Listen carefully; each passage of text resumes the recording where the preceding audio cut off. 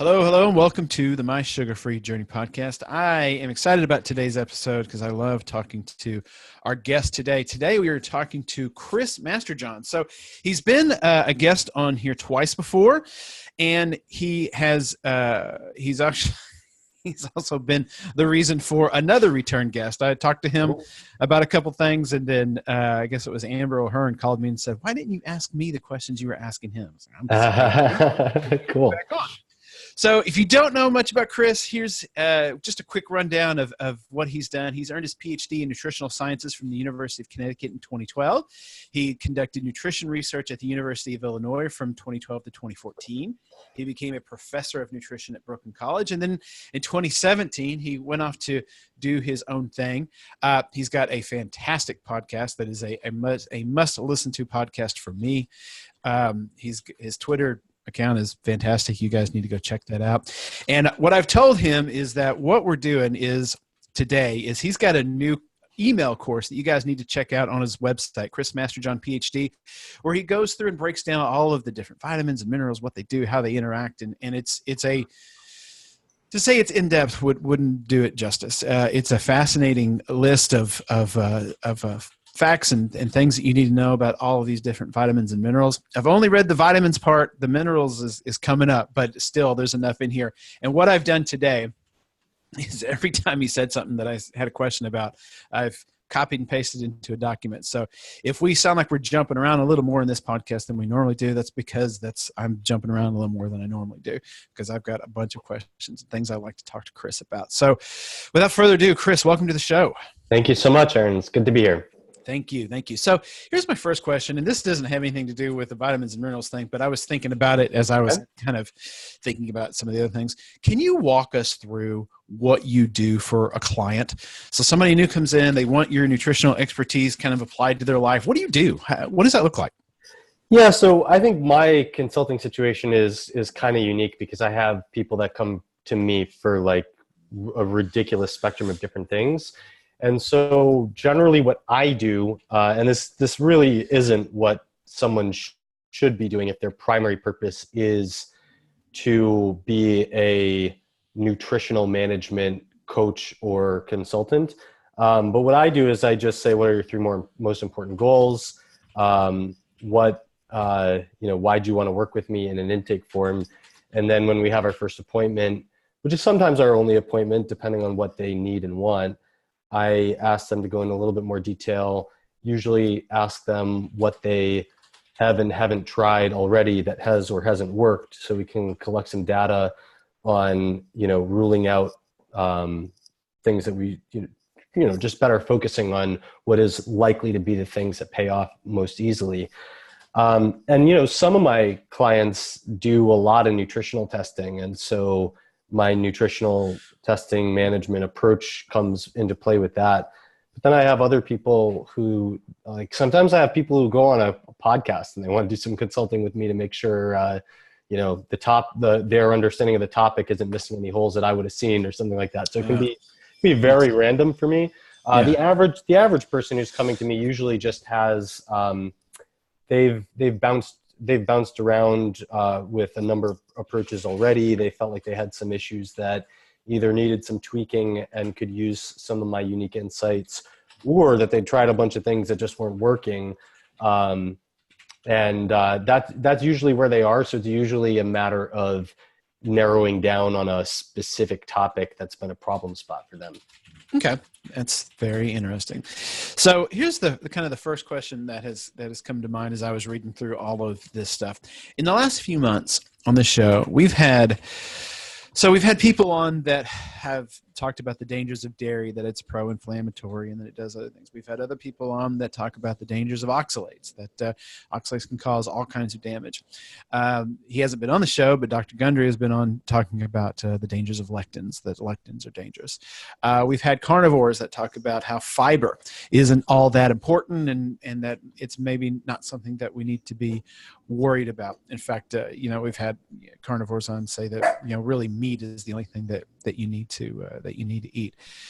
How concerned about any of this should we be? Is it okay to eat vegetables? I mean, what is what does an optimal diet look like for most people? Yeah. So, I mean, I come from the perspective of, all of this is influenced by our own personal journey, right? So, Right. so someone who's wound up in carnivore probably has a spectrum of intolerances to various things in plant foods, and they've benefited most from taking things out of their diet that their system doesn't tolerate. And so they're going to primarily see things from the lens of what are the problematic compounds in foods.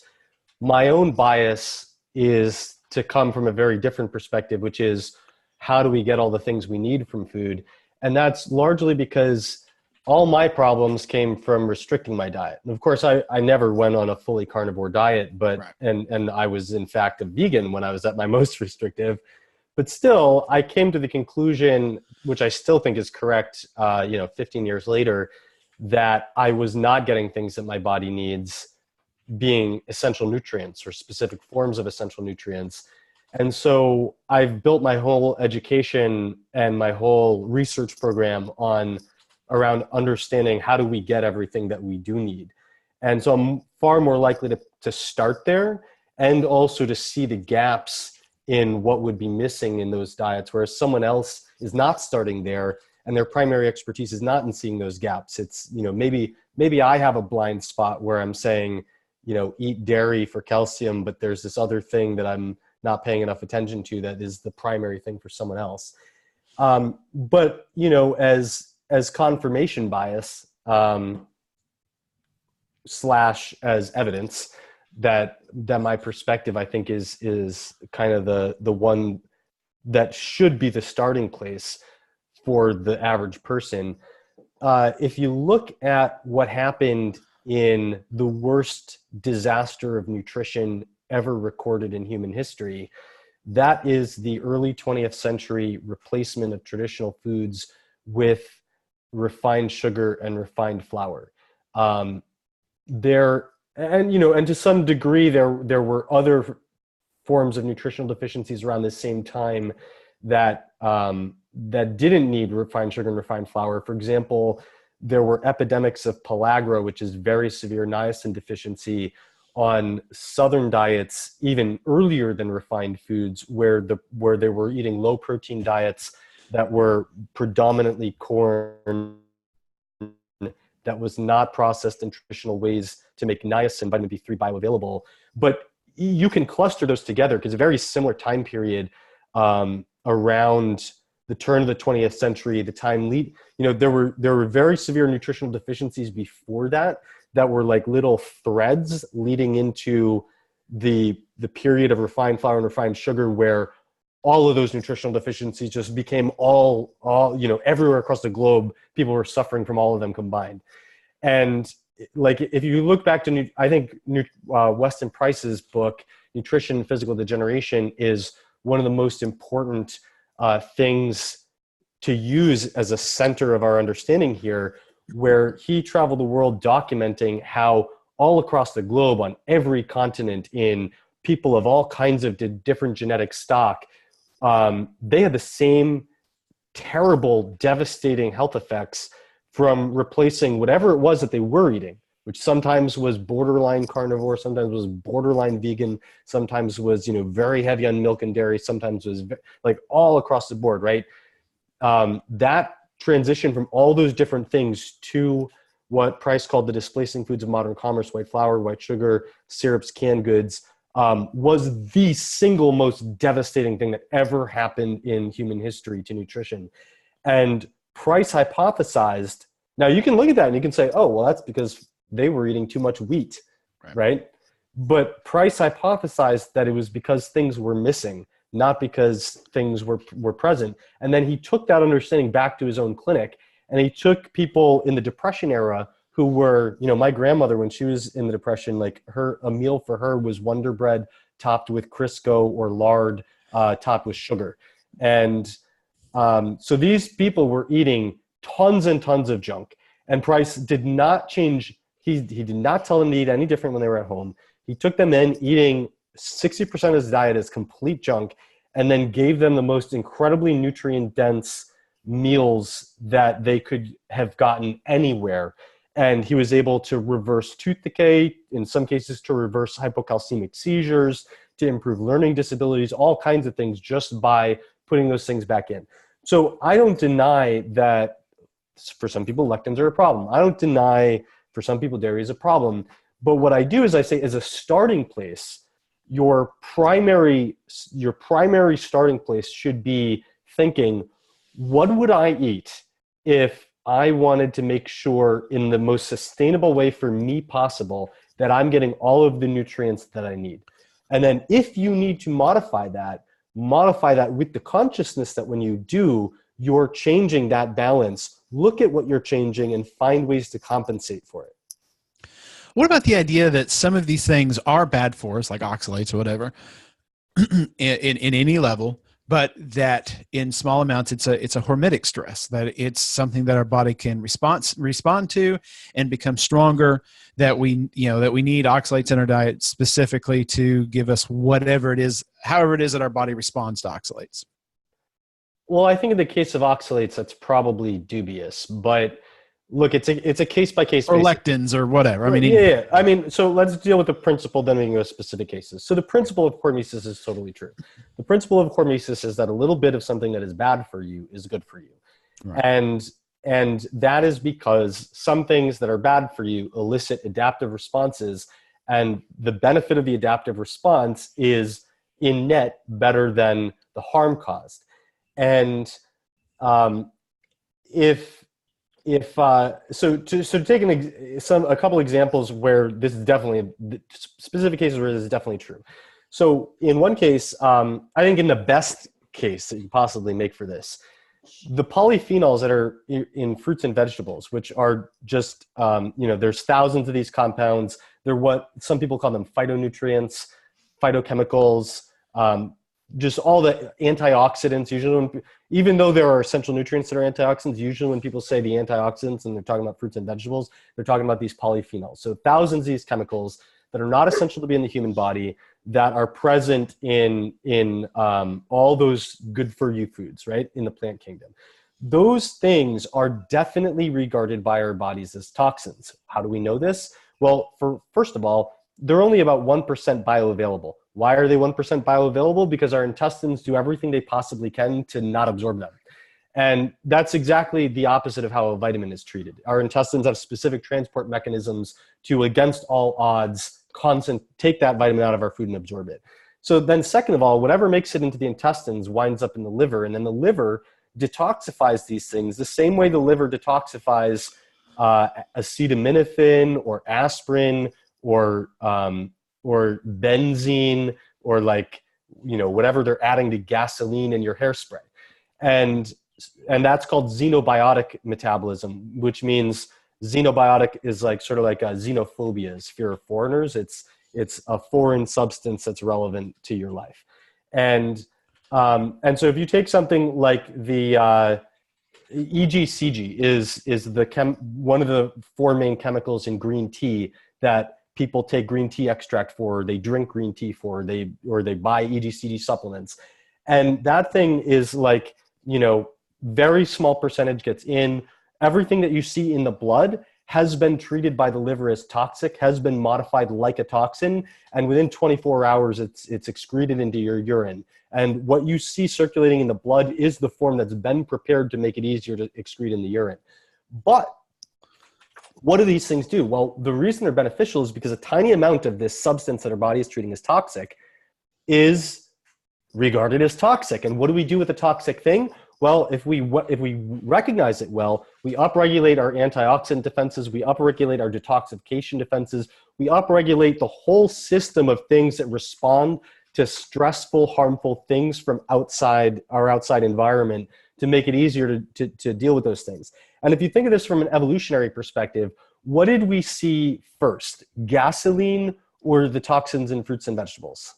The toxins in fruits and vegetables. Toxins in fruits and vegetables, right. So, our problem 200 million years ago was not that we synthesized a plastic and now we're drinking our tea out of it. Our problem was that there's a bunch of plants and all of them are poisonous, all of them.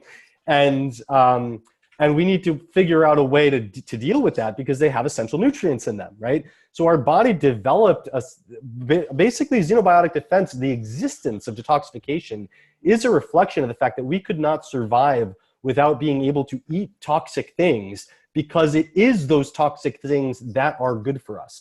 Now we come along and we make like gasoline, and there's benzene in that, or in the worst case, my organic chemistry professor back in his day used to dip his hands in a bucket of benzene with a rag to wash down, with no gloves on, to wash down everything in the lab. And so we invented that stuff.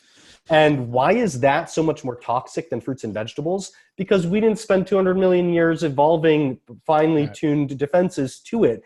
And so the ratio of harm to adaptive response to that thing is really, really high with newer toxins, newer kids on the block. With the things that have been around forever, that ratio of harm to adaptive response is really, really low. In fact, our bodies are so clever that we've made that ratio such that we get more benefit than harm. And so hormesis, number one, is true, but number two, hormesis is a case-by-case basis. So you can't say oxalates are bad, therefore a little bit of oxalate is good for you. You could hypothesize maybe, but when I think of, but I don't think that's true, because when I think of like, what does oxalate do? Well, yes, there's other things that oxalate does, but the main thing oxalate does is it binds to calcium. And that's in your intestines, that's bad because it inhibits calcium absorption because it binds to calcium and then gets lost in the feces. In your body, that's bad because it can deposit the calcium salts in many different places, chief among them your kidneys, mainly because your kidneys are trying to get rid of it. And so a lot of the things that you pee out once they form in your body are going to be in higher concentration in the kidneys. And so that's where calcium oxalate can accumulate other places, but kidney stones are the biggest problem that you're likely to get from it. And what would you expect to be the low level effects of that? Probably you're going to upregulate your calcium absorption from your food to make up for that. But is that a good thing? I don't know. I mean, you need to absorb enough calcium, so your body's going to do everything it can to absorb enough calcium. But I don't see how you're better off. And you don't necessarily want an exaggerated adaptive response like you would with antioxidant protection, because you only want to absorb so much calcium anyway. So I doubt that's the case with oxalate specifically, but it's definitely the case with many of the potentially harmful substances in food and in plants. That makes sense. Okay. So, and this isn't on my list either, but you brought up veganism, and I wanted to ask you about this. Besides veganism, which I think is pretty obvious, is there another popular or maybe growing in popularity type of diet out there that you look at and just go, oh man, this is going to cause some real problems down the line? Besides veganism? Yeah, besides veganism. I think that any level of restriction is going to increase the probability that you're going to be nutrient deficient, and requires an increase in the degree to which you're planning, and makes it the case that it's likely going to be harmful to some people depending on their needs. And I just think that's true across the board with all dietary restrictions. The one thing that I would exclude from that would be restricting junk food. So, if you imagine that you start out with like, what would you eat if you were just trying to get all your nutrients in the most sustainable and most practical way possible? Well, you need a diversity of animal proteins that cross dairy, eggs, meat, fish, poultry, etc., and just diversify like an economic portfolio. You're going to get enough protein from those things you're selecting from. You're going to eat, several cups a day of vegetables. You're going to try to diversify across the color range, put special importance on getting dark greens. You're going to eat some fruit, maybe not a lot. You're going to try to diversify your starches across tubers, grains. If you tolerate them, grains are probably the easiest thing you could exclude from that. But tubers and other starches, fruit, could go in that bucket. And so, I didn't put in that list refined flour. I didn't put in that list table sugar, right? So there's the things that would not be in that list, Right. Junk food, right? I think you can restrict that, and the only harm you'll ever get is either psychological from deprivation of pleasure, or you don't eat enough, because when you're more strict with your diet, you're more likely to run a caloric deficit. But for the most part, you're not going to have intrinsic harm of restricting those. But carnivore, keto, low carb, low fat, all of those have potential harms. And low amine, like the fail-safe diet restricts amines and salicylates. The FODMAP diet, you go on 2 of these diets, and you could easily find yourself running nutrient deficient. Like, let's say you decide you're going to do gluten-free low FODMAP.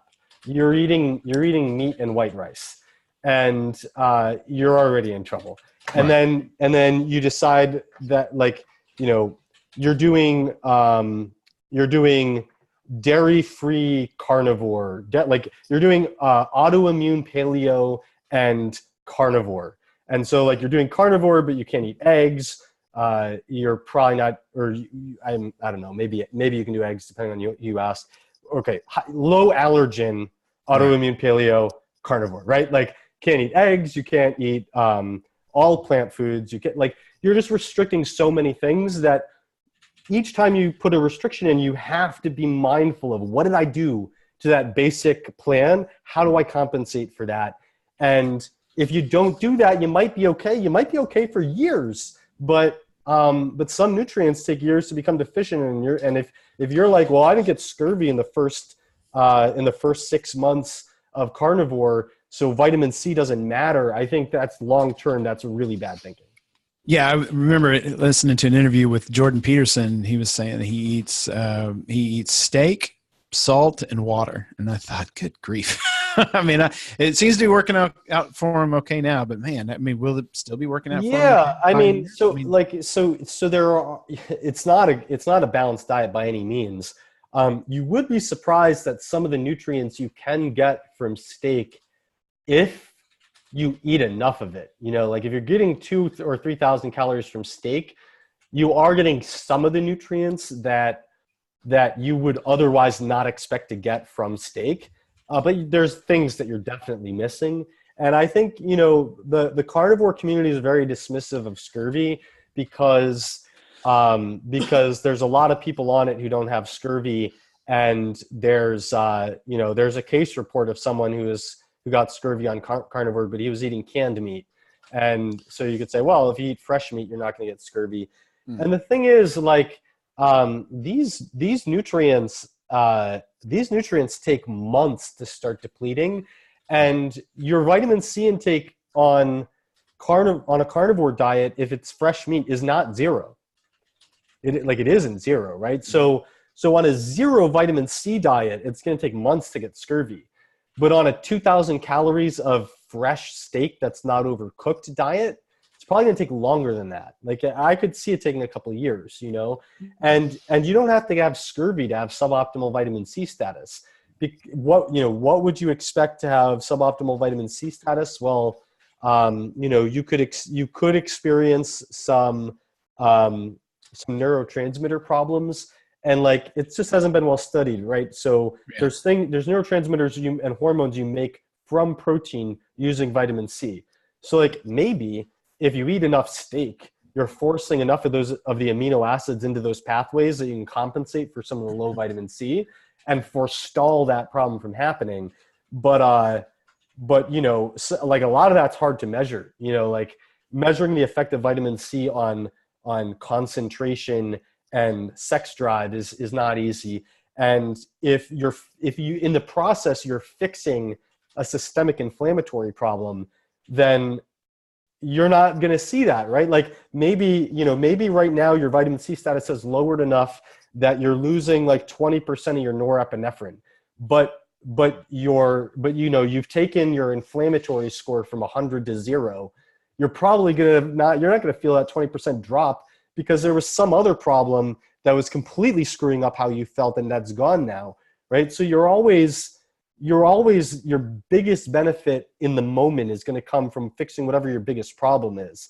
And you can fix a giant problem and create a new problem that is tiny for the first year, small for the second year, mediocre for the third year, kind of bad for the fourth year, and devastating in the fifth or sixth year. You're going to feel great after year one, you know? Right. But that doesn't mean that you should just ignore everything that we know about science and come up with some alternative physiology that justifies your belief that the thing doesn't matter. Okay, well, we're going to talk about these suboptimal levels here in a little bit, but now I want to get into some of the questions that came up as I was going through your vitamins and minerals course. First one, hopefully an easy one. What is the deal with the naming conventions for the B vitamins? Like, why are there like 9 different vitamins all called B, and they're not numbered 1 through 9? I mean, why is there B12 and there's not B11? Yeah, the answer is that some of them were forgotten, and I actually think let me see if I can pull it up real quick. I think there's a whole Wikipedia page devoted to how the names changed to cause that. If I can't find it now, I'll look for it and I'll send you the link. Yeah, that'd be great. But yeah, I mean, it basically went. It basically went through a cycle where, like, they named a B4 and maybe this is it. Yeah, okay, I found it. So this is the Wikipedia page for vitamin, and there's in the table of contents, number 1 is name changes, and they have a table that shows previous name, chemical name, reason for name change. So vitamin B4 was originally named adenine. What is now known as adenine was originally called vitamin B4. The name was changed because it was no longer classified as a vitamin. So basically there's some criteria here, like it is essential in physiology. The big thing that would, probably everything that was originally named vitamin and lost vitamin status was recognized as essential in physiology, but what was changed was you couldn't take it out of the diet and cause a nutrient deficiency. And so people said, okay, well, technically this isn't a vitamin, this is just a chemical that you need to make. And some of them retain that status. So like niacin, we can make niacin from the amino acid tryptophan, and that pathway is significant, but it's both not reliable enough, and in certain contexts, like protein deficiency, is not adequate enough that the combination of those two things did not detract from niacin being named vitamin B3. But B4 was adenine, which is part of DNA, it's part of RNA, it's part of ATP. Vitamin B8 was adenylic acid, which I'm not sure what that is, but I think it sounds like it's a derivative of adenine. Vitamin F was the essential fatty acids. And like, actually, if I were around, I don't use the term vitamin F because it's non-standard, but if I were around back then, I would probably advocate for essential fatty acids being called vitamin F. So if you look at the Wikipedia entry for why they were not called vitamin F anymore, it says needed in large quantities does not fit the definition of a vitamin. I think that's BS. And I think that, I looked in this in great detail and read all the historical documents on it. And I believe that the requirement for essential fatty acids was massively inflated by several things. And some of them are a little too sciencey to get into, but one of them is that the main essential fatty acid that causes a deficiency that was known about for during the time where they were calling it vitamin F is the omega-6 fatty acid arachidonic acid. And that is found in small amounts in egg yolks and liver, in exceedingly small amounts in some other animal fats. And we can also make it from linoleic acid, another omega-6 fatty acid, in vegetable oil. Now, if you eat liver, the amount of arachidonic acid that's in liver winds up being like something like 150 milligrams a day you would need. And if you get that from lard, you're basically, you need a lot more because you're not getting arachidonic acid, you're getting linoleic acid, and the conversion isn't as efficient. And so you need 3 or 4 times as much. You probably need actually the experiments suggest you would need close to 1 gram a day if you're getting it from lard. And then if you're getting it from purified fatty acids, the purified fatty acids that they were using when they determined these requirements, they would purify them in ways that would damage at least half of the fatty acids. And so you needed like several fold more when you used the purified fatty acids. And those suggested that you needed several grams a day. So look, the real requirement of the physiological thing that you need is in the hundreds of milligrams amount. And that is, if you look at different vitamins, some of them reach that and some of them don't. So like some of them are micrograms, but some of them are like, so let's see, vitamin A is 3,000 IU, and micrograms? Let's see, 3,000 IU divided by 3.33, I think, is, that's like 900 micrograms or something that you need. So it's getting up towards 1 milligram. And some of the B vitamins are milligrams. So I don't know. Let's see. Is there any that are hundreds of milligrams? Hold on 1 second. Let me pull up something I was just working on. So okay. So iron, the RDA is 18 milligrams. Niacin, the requirement's probably around 20 milligrams. Let's see what else is close here. I can't believe I'm forgetting this. Some of the essential minerals, like these aren't vitamins, but some of the essential minerals are in hundreds of milligrams. And vitamin C, the requirement for vitamin C from an optimal health perspective is probably around 150 milligrams. Okay. So in my view, they should have called it vitamin F because they're very, like, I don't believe the principle that we need them in way higher amounts than vitamins.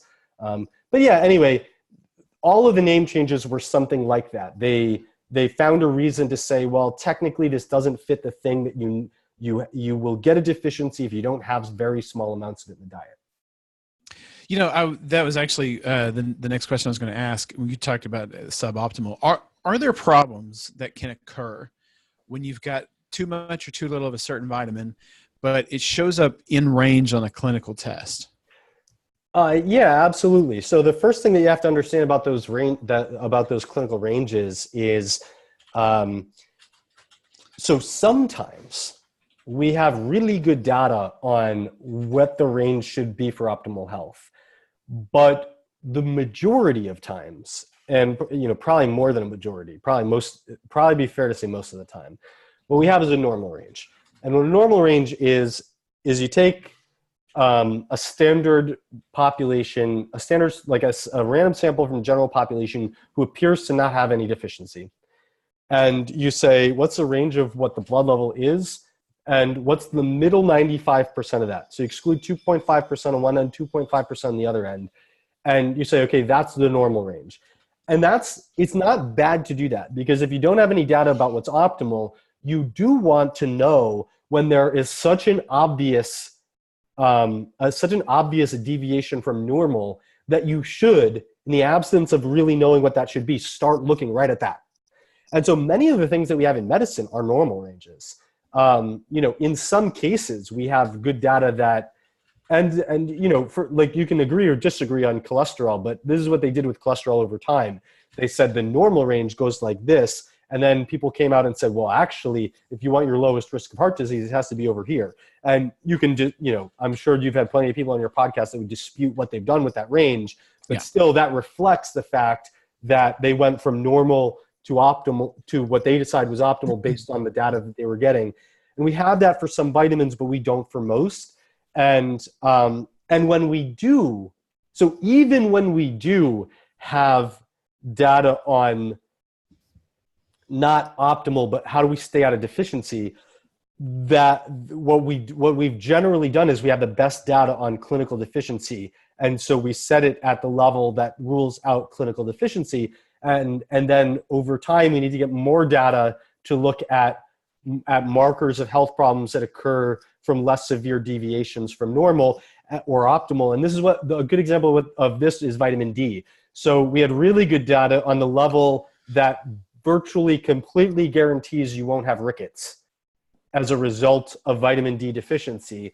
And then so much data was generated in so many hundreds and now thousands of studies in so many tens and now hundreds of thousands of people on how to use that marker to optimize for so many different health problems that now the labs have come out and said, oh, actually, we'll still call this deficient, but we're going to put this new level up here that is inadequate and this new level up here that's adequate.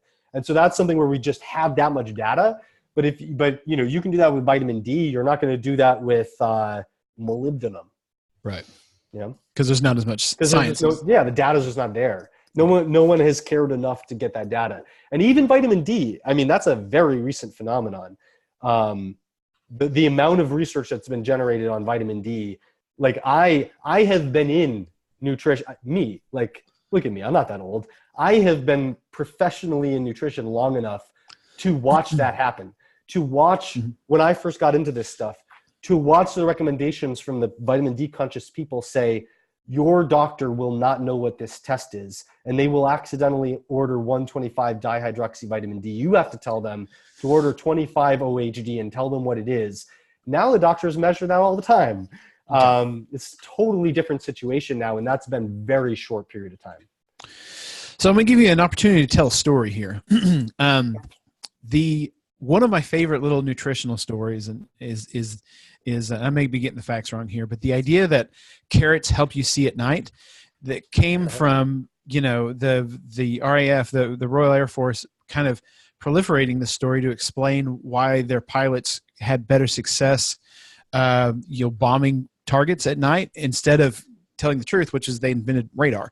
So are there other stories like that in nutritional science where the common idea, the big story that's out there that's in everyone's head is just, it's not right. It's not right. And the real story is maybe something a little different. Yeah. So I don't know. So usually the truth is somewhere in between. So carrots do have carotenoids that are converted into retinol, which in the form of retinol does help you see at night. The story is far more nuanced than that, and that can be misleading. Yeah, I mean, there are a lot. Can you narrow down the area a little bit? So I assume you just ruled out vitamin A. Narrow down the scope a little bit for me.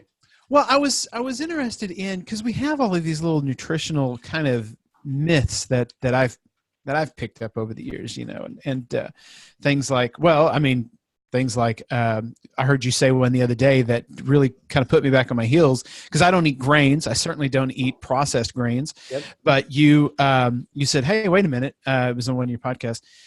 Processed grains have, and I forget what it is now, but they have something added to them that if you're not getting it through other sources, you're going to be deficient in that if you don't eat grains. Another one is iodine. I think, we were deficient in iodine. We added it to the salt. We reversed this what do you call it? This problem that people, having goiters and things like that. Well, I also don't eat very much iodized salt. Those are what we're talking about. So I actually think that there are mythologies and misunderstandings that happen around these stories, but usually when I would say almost almost every time that someone comes out and says the conventional story is completely and totally backwards, usually they're creating their own myth out of this. And I think that folic acid is an excellent example of this. So mainstream medicine and mainstream nutrition treats folic acid, which is added to fortified grains, as equivalent equivalent to folate, completely adequate to take care of your folate needs. And it's the thing that they put in prenatal vitamins. Right. And, someone's going to grow up going through nutrition school or medical school just saying like, well, you better, to pregnant women, you better take your prenatals, you better on that basis. Right. And so there are some problems with that, which is number one, folic acid is, first of all, it's not found in the food supply, it's synthetic. And there are some really we don't really know what proportion of the population this is, but there are some significant number of people genetically who do not have enough of the enzyme that's needed to make all of the folic acid that they're eating turned into the natural forms of food folate and serve its physiological function. And there are some hypothetical harms of having folic acid that does not enter that pathway circulating in your body. So, so that's true. Now, there alternatively have been people who have jumped on this and really exaggerated it to the point of making their own myth. So there's a lot of people out there that treat folic acid as if it's poison and as if it's not equivalent. It cannot fulfill your folate needs. You should avoid it like the plague. It's better to not get enough folate than to get folic acid. And you should just completely ignore / avoid it. And I think that creates a problem because there are people who so here's an example of what someone might do under this influence. This person is eating 3 sandwiches a day made with white bread. So they're eating 6 slices of white bread a day, and they're getting a lot of synthetic folic acid from that. Now they say, well, I should stop eating white flour because this is bad for me. So they stop eating white flour. What should I eat instead? Well, I heard, I should eat more vegetables because vegetables are good for you. So they started eating, and they're like, well, I was buying all my sandwiches at,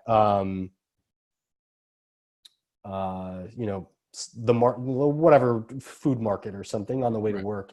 Now I need to start cooking more at home, but I don't have any time for that. So I'm going to buy a lot of frozen broccoli, and I'm just going to throw it in the microwave or reheat it in a stir fry or whatever, something super quick. And what they're not conscious of is that their intake of folic acid was quite high, and that frozen broccoli, even though it's a good source of folate, even though broccoli is a good source of folate, it's all destroyed in the freezer. And so their folate status is actually declining dramatically. So the reality is the reason they fortify, the reason they use folic acid in supplements and fortify foods with folic acid is because, number one, it's more shelf stable. And that means not only is it cheaper, but it's also, in the end product, when you eat the food, it's more likely to actually be there. And number two, it's more absorbable than food folate is, because you have to do a lot of digesting to food folate and you don't have to do as much to folic acid. And so you actually need twice as much folate when you eat folate from food as you need if you take a folic acid supplement. And that's why they do that. There are real downsides to it. It is not as good to do that as it is to get food folate. But if you go around telling people that stuff is poison and it's just bad, and you don't tell them that nuance, you wind up with people who are changing their diet in ways that, all indications would they take out white bread, put in broccoli. How can that be bad? Well, it can be bad if you're not mindful that you were basically the beneficiary of all of the society managers food experts, nutrition experts, putting in to that bread all of the stuff that would most efficiently stop you from getting classical nutrient deficiencies. And that's a reality, right? So when you stop eating what the establishment has designed for you to eat, you need to take some responsibility to learn. And if you're responsible for teaching those people who are doing that learning, you got to tell them that the folate story is more complicated than just that stuff is poison. What about, well, you brought up another issue. Are there other nutrients besides folic acid or folate that decay in, frozen versus fresh versus canned vegetables? Or I don't think so. So okay. Folic acid is the main one that just decays from freezing. However, the freezing process is kind of tied up with the blanching process, and some of the things that are heat sensitive are very vulnerable to blanching. And the one that I was most surprised by was vitamin B5, pantothenic acid. So if you look at frozen vegetables, you're often looking at half or less vitamin B5 than the corresponding fresh vegetables, sometimes a lot less than half. But in the controlled studies that they've done, that is not due to decay in the freezer. That's due to acute destruction during the blanching process. And it's real interesting. Some nutrients are very sensitive to, they're more sensitive to higher heat for shorter times. And there's other nutrients that are more sensitive to lower heat for longer times. And it's such a case-by-case basis that you wish you could just make up rules and say, like, don't eat frozen vegetables, or don't eat blanched vegetables, or don't eat like slow cooked vegetables. And you just can't make up that rule. So I think the easiest way to manage it without going totally anal about it is to say, focus on food that is raw and gently cooked. If you want to treat yourself to deep fried food every once in a while, fine, but don't regard that as a source of nutrition, and, regard that as like a guilty pleasure, right? Select from foods that are, just diversify across the cooking ranges. Eat some raw food, eat some steamed food, eat some boiled food, eat some pressure cooked food, eat some baked food, eat some stir fried food. If you diversify across that bucket, and the more you focus on the more gentler cooking techniques and the raw foods, but the more cooking you do, like the more you diversify across the different cooking methods, that's probably going to be your best bet to not run into problems. But when, if you want to geek out on it, you're taking my Vitamins and Minerals 101 course. One of the things that I'm doing in that is to try to point out which nutrients are best gotten from which foods and what are the conditions that impact that. And I'm not done with that course. At the end of the course, what I'm going to do is tie that into like a final lesson that's like, how would you get each nutrient into the diet to make a dietary plan, and which of those foods would you not cook one way or another to make sure that the nutrients that they are most important for are kept preserved in them. All right. So I want to be cognizant of your time. I was looking through my list of like 6 more questions. So I'm just gonna narrow this down to 3, probably the 3 that I want to know about more than the other like 5 or 6 on my list. So really quickly, supplements. Do supplements do anything for us? Should we all be taking a multivitamin? A multivitamin is not the best thing to take, but you should probably be taking a multivitamin if you're not going to be a little bit anal about putting your nutrition together, or you're not going to let's say this. The ideal multivitamin that's not a multivitamin would be a ½ ounce to 1 ounce of liver a day, 1 or 2 oysters a day, 1 or 2 clams a day, and 3 tablespoons of unfortified nutritional yeast a day. And then be mindful to eat, to just diversify across the different types of foods that we were talking about earlier. And that's probably your best bet to hit all your nutrients without managing it. That sounds absolutely terrible. if it like that, and that's what you would do if you wanted to make if you wanted to allow yourself to get all your nutrients in the smallest volume of food, so that you didn't have to worry about the rest of that stuff, right? Like, so like get those superfoods in, hit a few other things for some of the other foods, and you can get away with a lot of pizza and ice cream. Not someone else might beg to differ on that, because like you shouldn't eat the wheat and some people don't want you eating dairy. But from a getting your nutrients perspective, like you can put a lot of filler into that diet. Right. If you're not eating those superfoods, you really have to be strict about getting rid of those fillers. Like, so for example, like one of the things that I point out in that class is with riboflavin, the biggest superfoods in riboflavin are like liver's the biggest one, and then heart, kidney, and almonds are in the next tier, and then the tier after that is like red meat, eggs, salmon, a couple other things, mushrooms, it's some plant foods, and then most foods are like way below that. And so if you're a vegan, you do have access to almonds, right, in the second tier, and you have access to like some of the other things 2 tiers below that, but you basically don't have access to most of the superfoods that most people are eating most of the time. And so if you want to get enough riboflavin from food as a vegan, you have to eat like 0 added fat, 0 added sugar, and yeah, you can just eat huge volumes of half decent food, but that has to be most of your diet. And there are a number of nutrients like that, and so some of them, like biotin. If you're not eating liver and egg yolks, you can get enough biotin if you just eat like huge volumes of other foods that are considered good for you that are more common. But there's quite a number of those where like it's a trade-off. You either have to focus on superfoods in small amounts, or you have to be really, really strict with most of your diet, or you have to take a multivitamin. So since you mentioned riboflavins, I did have a question about that. You mentioned in your email that riboflavin intake goes down when you're eating less, when you're calorie restricting, it goes down when you're exercising more, but that it's necessary to burn fat. So how do you, if you're trying to lose weight, you're eating less, you're moving more. Yeah. How do you balance your riboflavin intake? That's a huge problem. If you want to do it with food, eat liver. If you don't want to do it with food, take a riboflavin supplement.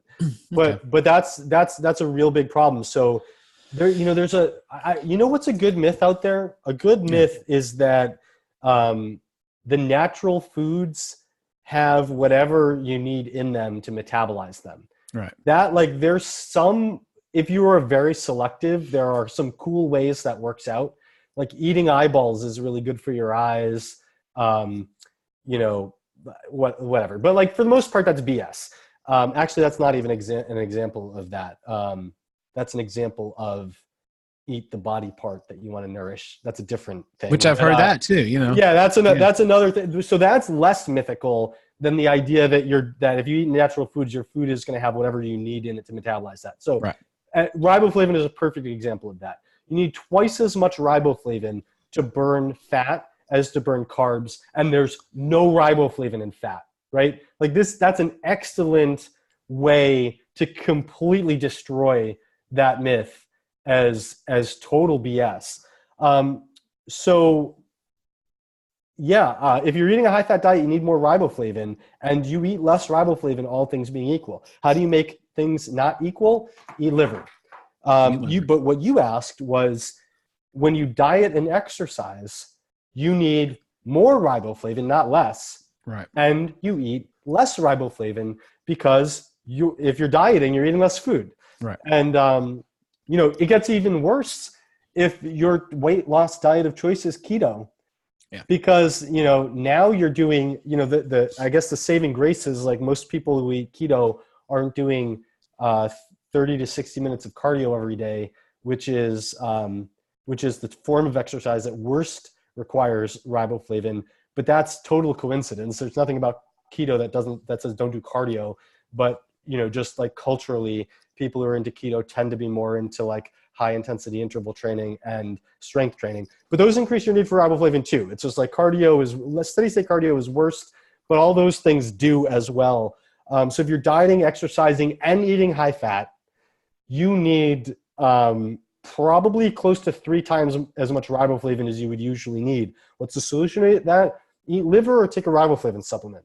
Like you're getting to the point where you're probably not going to get that from food. Can you? Yeah, if you're super anal about it, but you're probably not going to. Okay. That's interesting. Yeah, that was one that jumped out at me because of how I eat on your thing. The other one was thiamine. You mentioned that thiamine was another nutrient that is easy to be deficient of on keto. Is that like how big?